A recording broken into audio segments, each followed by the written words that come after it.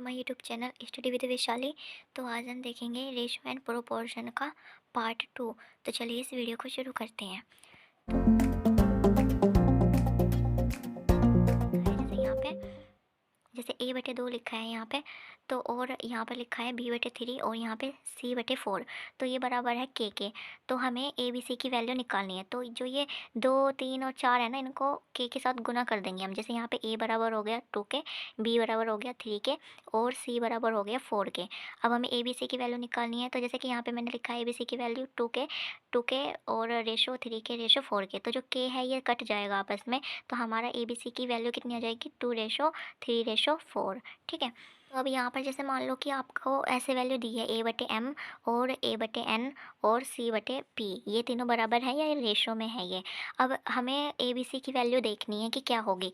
तो हम a b c की वैल्यू जो ये नीचे लिखी हुई वैल्यू है ना, इसको मान सकते हैं। पर एक कंडीशन है जो यहाँ पे मैंने लिखी हुई है कि यहाँ पर जो a b c है वो इंडिपेंडेंट होनी चाहिए, यानी कि इनका कोई भी गुणांक नहीं होना चाहिए। जैसे कि ये a है तो इसका गुणांक सिर्फ एक है, a=1, जैसे कि एक ही है ये, 2a नहीं है, सिर्फ एक है ये।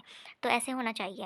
अगर जैसे बाई चांस यहाँ पर 2a हो गया या 3b हो गया, 4c हो गया, ऐसे में लिखा हुआ है, बटे में 4 लिखा है, c 6 लिखा है, 12 लिखा है, तो ऐसे में क्या होगा। तो यदि abc के गुणांक 1 से अधिक हों तो यहाँ पे क्या करना है, तो abc की वैल्यू कैसे निकालेंगे। तो जो ये नीचे 4 लिखा हुआ है, इसको जो ऊपर वाली वैल्यू है उससे भाग कर देंगे, ऊपर वाली वैल्यू से इसको भाग कर देंगे। जैसे यहाँ पे लिखा है ये 4/2 और यहाँ पे 6/3 और यहाँ पे 12/4। जो ये ऊपर वाली वैल्यू है उसको इसके नीचे में बट्टे में रख देंगे। ठीक है।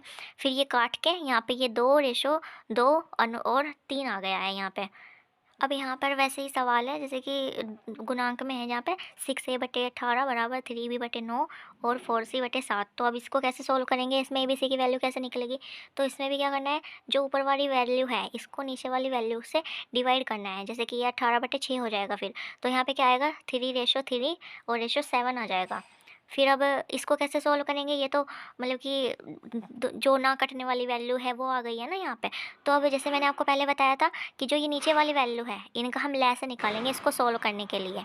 तो अगर हम इनका लैसे निकालेंगे तो इनका लैसे 4 आएगा, और जो लैसे आएगा हमारा उसको क्या करना होता है, उसको हमें गुना करके काटना होता है। जैसे यहाँ पे हमने 4 से तीनों में गुना कर दिया और फिर इनको काट के फिर हमारा 12:12:7 ये हमारा फाइनल आंसर आ गया है। अब हम यहाँ पर जो नीचे है इसमें देखेंगे अग्नि अस्त्र, जो कि हमारा बहुत अच्छा फॉर्मूला है। तो इसमें क्या होता है, इसमें जैसे मान लो हमें दे रखा है ए बी की वैल्यू 1:2 दे रखी है और बी सी की वैल्यू 2:3 दे रखी है। अब हम इन ए बी सी को कैसे निकालेंगे। तो यहाँ पे क्या होता है, जो बी है वो कॉमन है, उसकी वैल्यू भी कॉमन है। तो हम उसमें से सिर्फ एक ही संख्या लेंगे, डबल डबल बी की संख्या नहीं लेंगे, सिर्फ एक ही कॉमन लेंगे।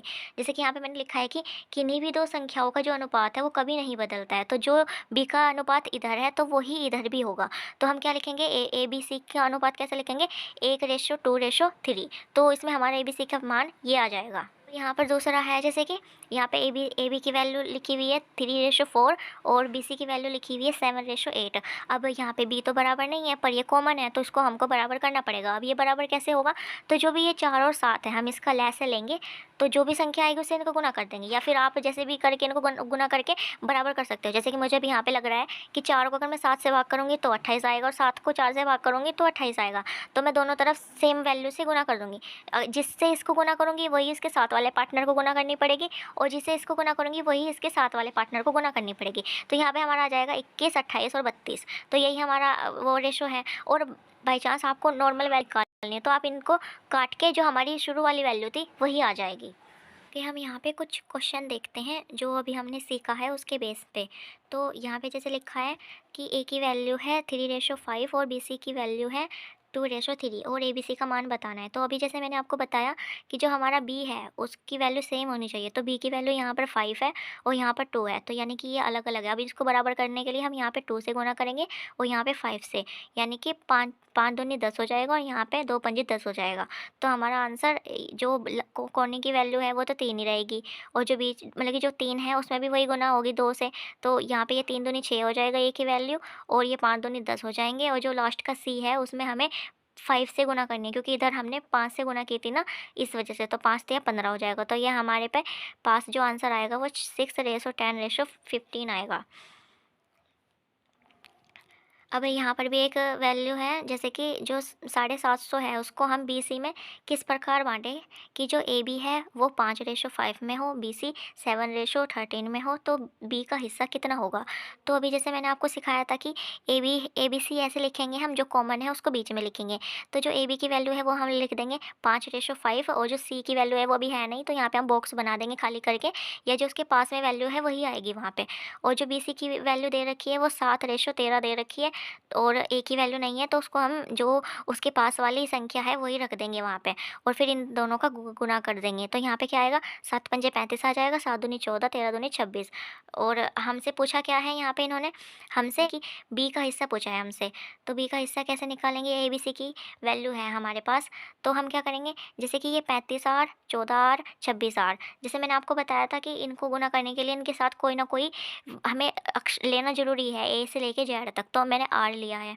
तो यहाँ पे इन तीनों को जो जोड़ है वो 75R है, जैसे कि हमको पीछे बताया गया है यहाँ पे कि ये 750 है, जो 75 है वो 750 के बराबर है। ये हमने यहाँ से टोटल किया, जो हमारी वैल्यू आई इनको टोटल करके 75 है, और जो 75R की वैल्यू हमें बताई है वो 750 है। तो एक आर की वैल्यू कितनी होगी, 10 होगी। तो अगर एक आर 10 है तो बी की वैल्यू कितनी होगी, तो बी के बराबर 14R दे रखा है हमको। तो जो 14R है उसमें आर की जगह पे आर की वैल्यू हम रख देंगे, जैसे कि 14 गुना 10, तो ये हमारा 140 हो जाएगा। तो बी का हिस्सा 140 हो जाएगा, यही हमारा आंसर होगा।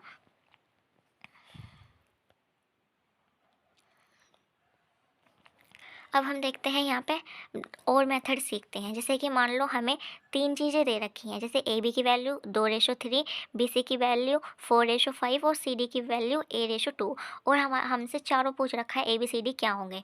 तो अब इनको कैसे निकालेंगे, बहुत आसान है, अभी मैं बताती हूँ कैसे निकालेंगे।